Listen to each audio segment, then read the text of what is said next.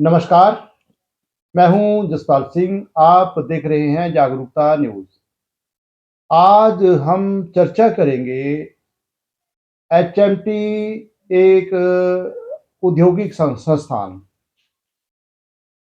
कितने कर्मचारी काम करते थे? आज बंद होने के बाद उन कर्मचारियों पर क्या बीत रही है? इस मामले में चर्चा कर रहे हैं। मेरे साथ बैठे हैं एचएमटी कर्मचारी यूनियन एससी विंग के महामंत्री श्री बलवीर दुबे जी।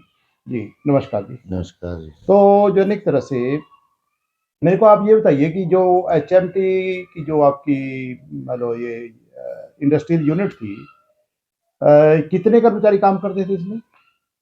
इसमें 1000 से ऊपर एम्प्लॉइज था जी, और ये एक मात्र ऐसी फैक्ट्री थी, जी, भारत सरकार का जो पब्लिक सेक्टर, जी। केवल पूरे देश में एक ही फैक्ट्री थी जो सरकारी ट्रैक्टर डिवीजन जो ट्रैक्टर बनाती थी। और इसमें और घड़ियों का भी तो वो था। घड़ी दूसरी कंपनी बनाती थी, एचएमटी के दूसरे यूनिट बनाते थे। कहाँ? यहाँ यहाँ जैसे नहीं, ये बेंगलोर श्रीनगर वगैरह में इसका था घड़ियों का। ये जो ना एक तरह से जो ट्रैक्टर बनाने का काम है, वो मैन्युफैक्चरिंग यूनिट यहाँ थी। वो केवल यहाँ कंप्लीट ट्रैक्टर बनता था। कंप्लीट ट्रैक्टर बनता था।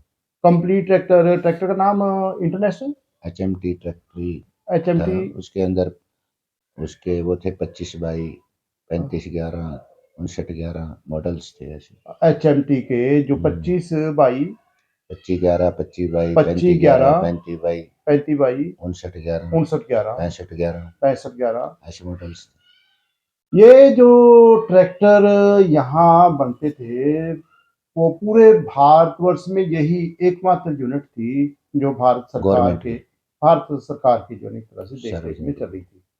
एकमात्र ट्रैक्टर यूनिट का बंद होना सरकार की सोच पर एक प्रश्न चिन्ह लगाता है कि एक तरफ तो सरकार बात करती है कि हम कृषि को बढ़ावा दे रहे हैं, तो एकमात्र चलने वाली ट्रैक्टर यूनिट को ही, मैन्युफैक्चरिंग यूनिट को बंद कर देना कहाँ तक जायज़ है, आप खुद सोचेंगे।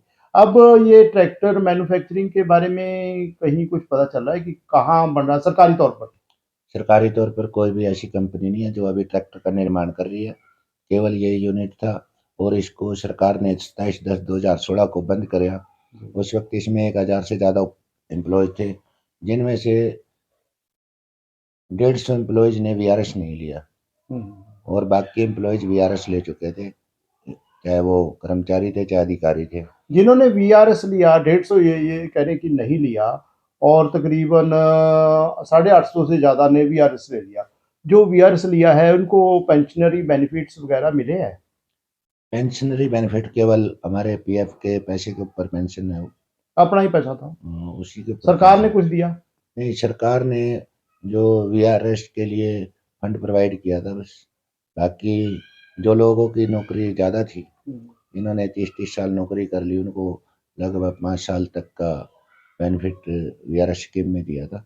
जी। लेकिन जिनकी नौकरी कम थी, जिन्होंने नौकरी 15 साल 20 साल करी, उनकी उससे ज़्यादा नौकरी बकाया रहती थी। इसलिए ये 150 लोग हुआ है जिनकी नौकरी ज़्यादा बकाया रहती जी। थी, इसलिए उस वक्त वीआरएस नहीं लिया। तो अब इनके जो फाइनेंशियल बेनिफिट्स हैं, वो मिले या नहीं मिले? नहीं, वो अभी कोर्ट में केस डाला हुआ है। हम्म। पहले सिंगल बेंच में केस था, वहाँ से डिसमिस होने के बाद एलपीए लगाया डबल बेंच में। अब मतलब कोर्ट में तो जाने की तब जरूरत पड़ी है अगर सरकार ने मना किया है कुछ रिलीफ देने से, बेनिफिट देने से। नहीं, इसमें डिमांड थी कि दूसरे यूनिट में इनको एडजस्ट किया जाए।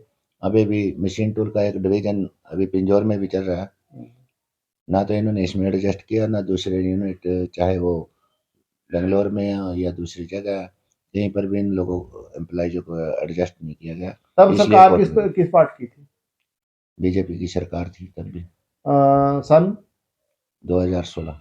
2016 में भारतीय जनता पार्टी की सरकार थी जब ये यूनिट बंद हुई है। बंद हुआ।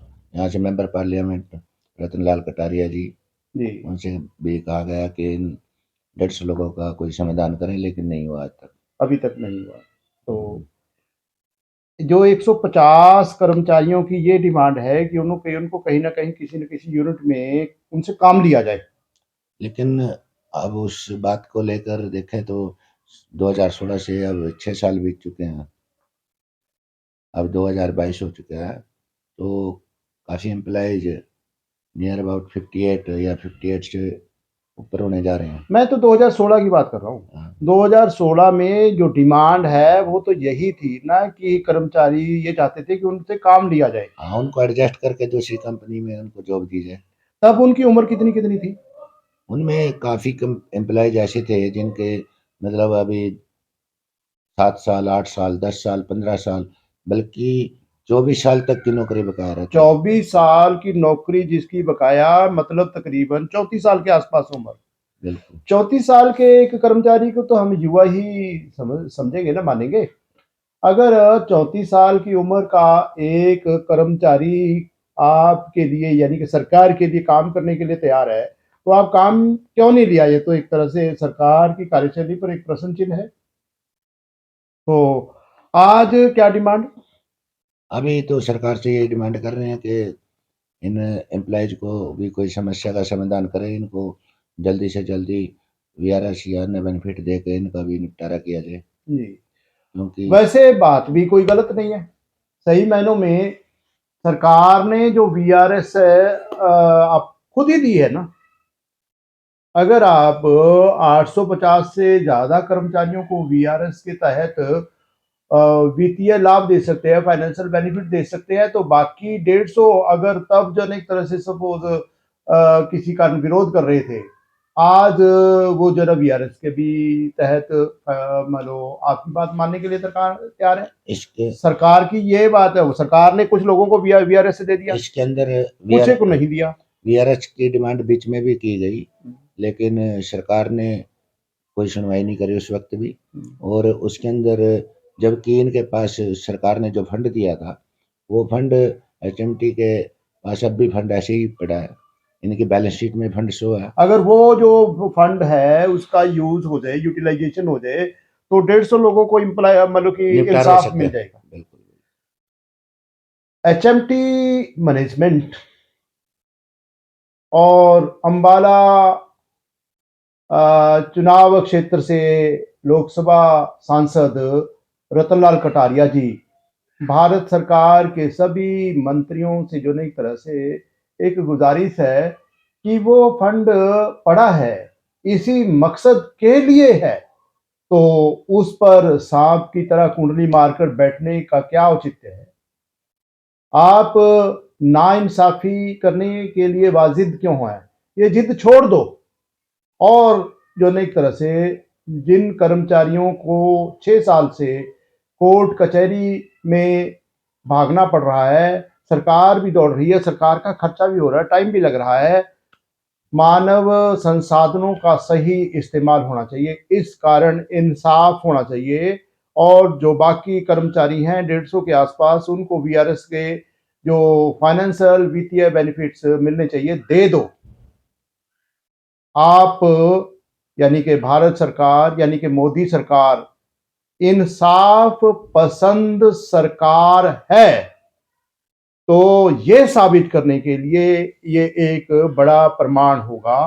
सरकार कोर्ट में स्टेटमेंट दे दे कि हम कर्मचारियों के साथ इंसाफ करने के लिए तैयार हैं, कर्मचारियों की बात मान रहे हैं, कर्मचारियों की मांगे मान रहे हैं।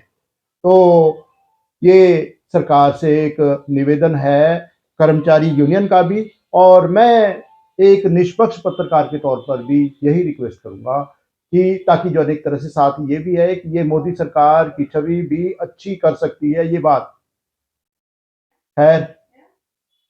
इसी तरह की वीडियो अगर आप फिर से देखना चाहेंगे तो मेरी रिक्वेस्ट है, आप इस चैनल को सब्सक्राइब कीजिए, इस वीडियो को आगे शेयर कीजिए। आप सबकी तंदुरुस्ती, आप सबके मंगलमय भविष्य की कामनाओं के साथ साथ आप सबको सादर नमस्कार।